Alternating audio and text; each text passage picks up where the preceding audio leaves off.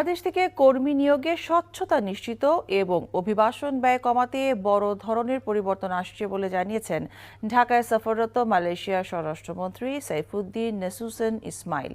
সকালে প্রবাসী কল্যাণমন্ত্রী ইমরান আহমেদ সহ মন্ত্রণালয়ের ঊর্ধ্বতন কর্মকর্তাদের সাংবাদিকদের প্রশ্নের জবাবে একথা জানান তিনি। একই সাথে বাংলাদেশ থেকে কর্মী নিয়োগে অভিবাসন ব্যয় কমানোরও উদ্যোগ নেওয়া হচ্ছে বলেও এ সময় উল্লেখ করেন তিনি। আর নানা অনিয়ম বন্ধে দুই দেশের মধ্যে কর্মী নিয়োগ সংক্রান্ত যে চুক্তি আছে তা সংশোধনের বিষয় নিয়েও বৈঠকে আলোচনা হয়।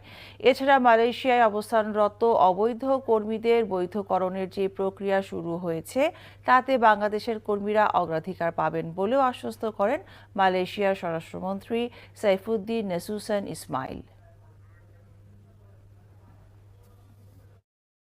Today's meeting is very much guided on MOU. What are the things that has been agreed upon, including area that touch on the migrant cost, the welfare, the well-being of the Bangladeshi workers in Malaysia.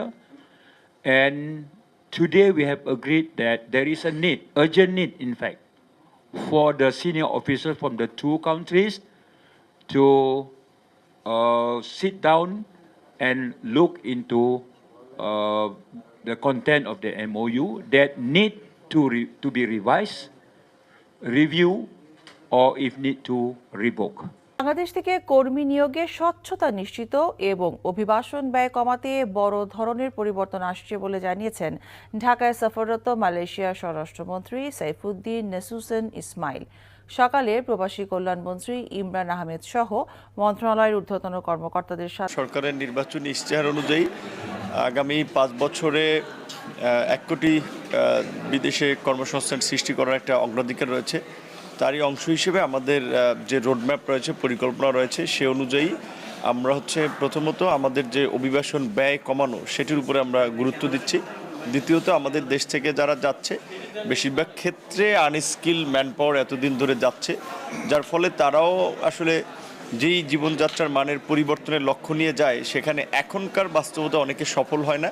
সেক্ষেত্রে আমরা দক্ষ skill man power পাঠানোর উপরে জোর দিচ্ছি। তারই অংশ হিসেবে আসলে আমাদের মন্ত্রণালয়ের অধীনে যে 110টা টেকনিক্যাল ট্রেনিং সেন্টার, যার মধ্যে 6টা মেরিন এবং 104টা জেনারেল, যেখানে প্রায় 58টি ট্রেডে বিভিন্ন ধরনের প্রশিক্ষণ দেওয়া হয়, এই ট্রেনিং সেন্টারগুলো আমরা ভিজিট করার মধ্যে দিয়ে এদের সক্ষমতা এবং এদের কার্যক্রম একটু দেখার চেষ্টা করছি। All time Roma. Taste it, love it. প্রকৃত অর্থে বাংলাদেশে আমি মনে করি যে কারিগরি শিক্ষা আমাদের যে ব্যবস্থা আছে সেখানে যে পলিটেকনিক ইনস্টিটিউশনগুলো আছে তার চেয়েও কিন্তু আমাদের এই মন্ত্রণালয়ের যে ট্রেনিং সেন্টারগুলো আছে সেখানের ফ্যাসিলিটিস ভালো।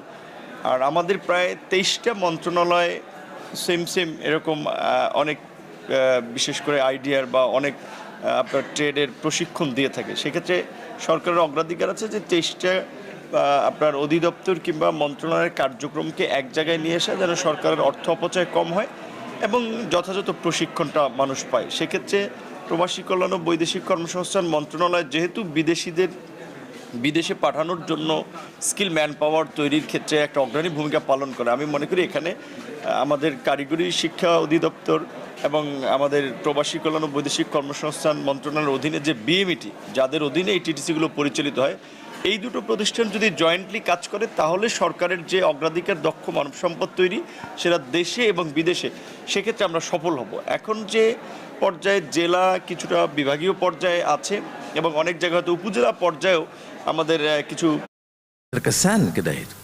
Jadi yang saya dengar